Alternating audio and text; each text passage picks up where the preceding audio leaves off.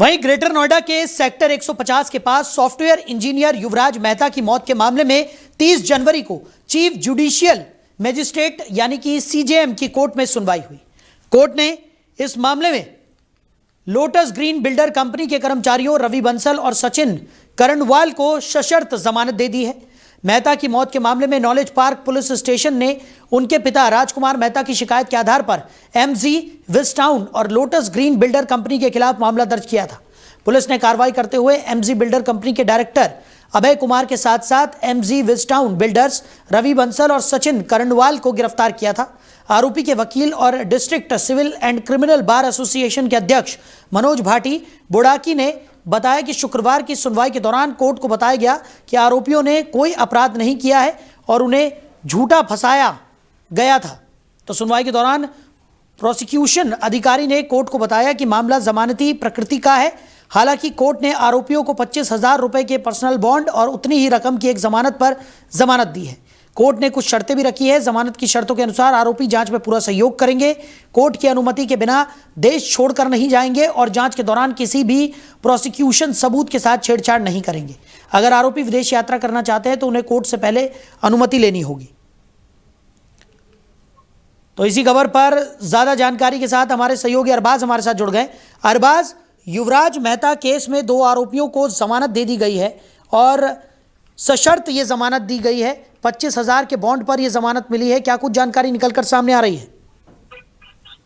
बिल्कुल साहिल, नोएडा के सेक्टर 150 में सॉफ्टवेयर इंजीनियर युवराज मेहता की मौत के मामले में गिरफ्तार लोटस ग्रीन के 2 कर्मचारी रवि बंसल और सचिन करणवाल को कोर्ट से जमानत मिल गई है। कोर्ट ने शर्तों के साथ जमानत दी है, जिसमें कहा गया है कि दोनों आरोपी पुलिस जांच में सहयोग करेंगे, बिना अनुमति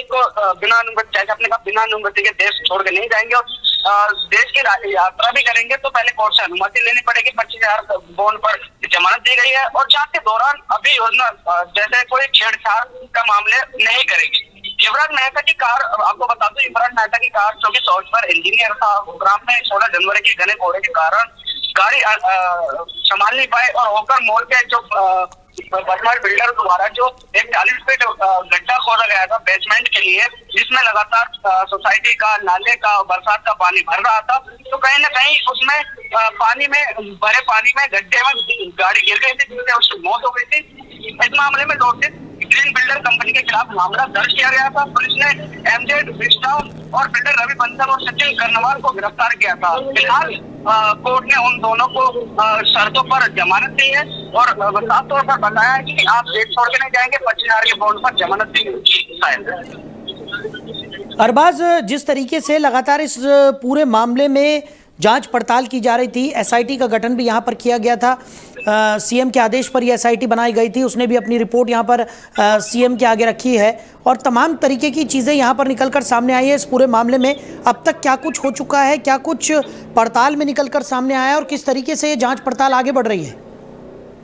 बिल्कुल, देखिए, मुख्यमंत्री द्वारा, उत्तर प्रदेश के मुख्यमंत्री योगी आदित्यनाथ द्वारा 3 सदस्यों की एसआईटी टीम का गठन किया गया था, जिसमें युवराज मेहता का एक मामला जो बहुत बड़े स्तर पर पहुंच चुका था। इसी को लेकर जो कुछ लापरवाही देखने को मिली थी और लापरवाही की जो एक तरीके से युवराज मेहता 27 वर्ष का युवक इंजीनियर सॉफ्टवेयर इंजीनियर लापरवाही की भेंट चढ़ गया, तो उसी को लेकर एसआईटी टीम का गठन किया गया था। लगातार जांच पड़ताल हो रही थी।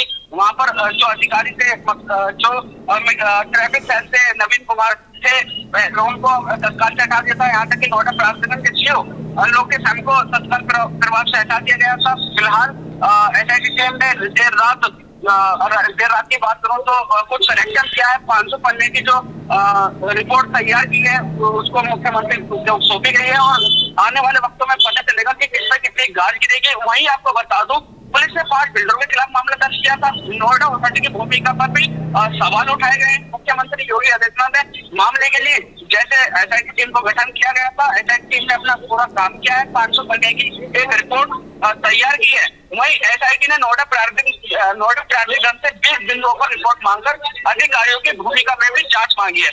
वहीं बात की जाए कोर्ट की, कोर्ट ने पूछा कि नोएडा अथॉरिटी का आरोपी क्यों नहीं बनाया गया।